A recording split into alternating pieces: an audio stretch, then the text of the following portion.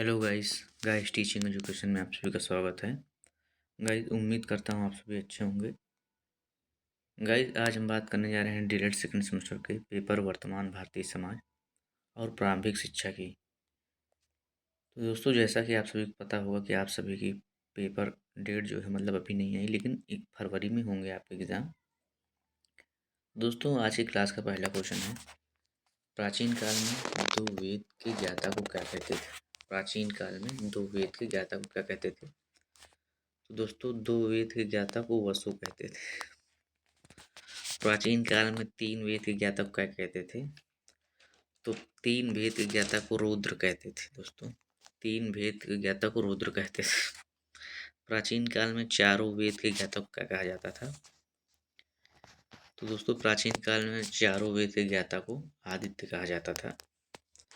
दोस्तों इसमें समझाने वाला कोई नहीं, ये याद ही करना पड़ेगा आपको। भाई तीन वेद के ज्ञाता को क्या कहा जाता था, तो रुद्र कहा जाता था। दो वेद को ज्ञाता को वसु, चारों वेद के भैया आदित्य। फिर नेक्स्ट स्लाइड पर चलते हैं दोस्तों। अगला क्वेश्चन है, वैदिक शिक्षा में 5 वर्ष की अवस्था पूर्ण करने के बाद जब गुरुकुल में प्रवेश लेता था तब कौन सा संस्कार किया जाता था। दोस्तों ये चूड़ा कर्म संस्कार, चूड़ा कर्म संस्कार। फिर अगला क्वेश्चन है कि गुरुकुल में प्रवेश के लिए भेजते समय कौन सा संस्कार कराया जाता था। तो दोस्तों ये हो जाएगा उपनयन संस्कार कराया जाता था गुरुकुल में प्रवेश के लिए भेजते समय। और ये दोस्तों 5 वर्ष की अवस्था पूर्ण करने के बाद जब गुरुकुल में प्रवेश लेता था तो इसे कहते थे चूड़ा कर्म संस्कार। और गुरुकुल में प्रवेश के लिए भेजते समय कौन सा संस्कार, तो उपनयन संस्कार। ये चीज़ दोस्तों ध्यान रखिएगा। फिर है भैया उपनयन का शाब्दिक अर्थ क्या है।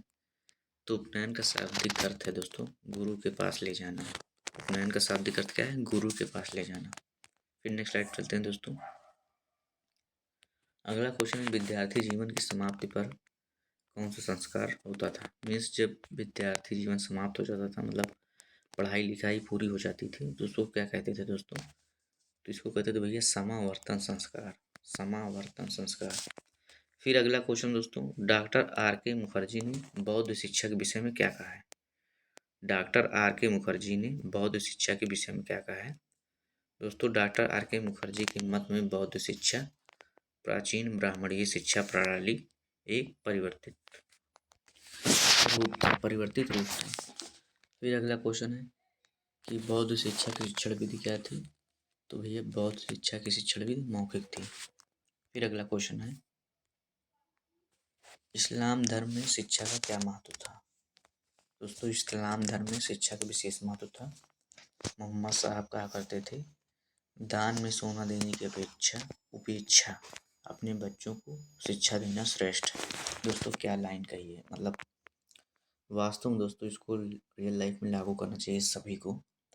हालांकि कुछ लोग करते हैं दोस्तों, लेकिन ये जब देखा जाता है, मैं खुद देखता हूँ दोस्तों कि छोटे छोटे बच्चे पैसे मांग रहे हैं तो दुख होता है इसी बात का कि मौजूदा वर्तमान सरकार, इससे पहले जो सरकार थी, जो भी है दोस्तों, केंद्र सरकार राज्य सरकार अरबों रुपए शिक्षा क्षेत्र में खर्च कर रही है।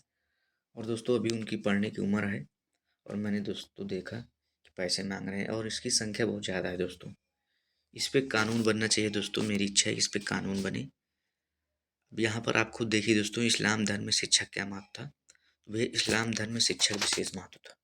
मोहम्मद साहब कहा करते थे, दान में सोना देने की उपेक्षा। उपेक्षा का मतलब होता है दोस्तों किसी चीज़ की मतलब आलोचना करना। आलोचना मतलब आप सभी जानते होंगे कि निंदा करना। दोस्तों निंदा करना अपने बच्चों, उससे अच्छा है कि अपने बच्चों को शिक्षा देना श्रेष्ठ। इतनी बहुत वास्तव में दोस्तों। फिर अगला क्वेश्चन दोस्तों अच्छी लाइन है, मतलब काफ़ी मोटिवेशन देती है लाइन। हुमायूंनामा किसने लिखा था। तो बाबर की पुत्री गुलबदन बेगम ने हुमायूंनामा लिखा था, जो एक श्रेष्ठ ऐतिहासिक ग्रंथ कहा जाता था। हुमायूंनामा दोस्तों बाबर की पुत्री गुलबदन बेगम ने लिखा था, जो एक श्रेष्ठ ऐतिहासिक ग्रंथ कहा जाता है। फिर अगला क्वेश्चन है कि मकतब में प्रवेश की आयु क्या होती थी। दोस्तों मकतब में प्रवेश की आयु 4 से 5 वर्ष होती थी। फिर अगला क्वेश्चन है प्रवेश के समय कौन सा संस्कार किया जाता था? दोस्तों प्रवेश के समय बिस्मिल्लाह संस्कार किया जाता था।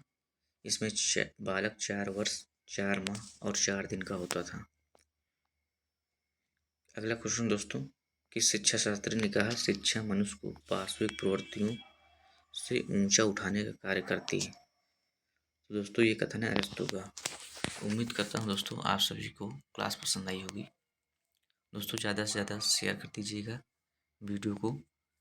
आपके जो ग्रुप्स बने हो, फ्रेंड्स हों, उनको शेयर कर दीजिएगा और चैनल को सब्सक्राइब, वीडियो को लाइक कर दीजिएगा। थैंक यू दोस्तों, आप सभी अपना ख्याल रखिएगा। दोस्तों आगे इस पर और भी वर्क होगा दोस्तों आपके उस पर सेकेंड सेमेस्टर के लिए। आपके जो पेपर हैं दोस्तों, इसके बाद दोस्तों इम्पोर्टेंट क्वेश्चन हम लाएंगे। जो भी इम्पोर्टेंट टॉपिक है विशेष तौर से ज़्यादा रिपीट हुए मीन्स दोस्तों, आप मेरा जो एम है दोस्तों कि आप अच्छे से अच्छे मार्क्स प्राप्त करें। दोस्तों थैंक यू।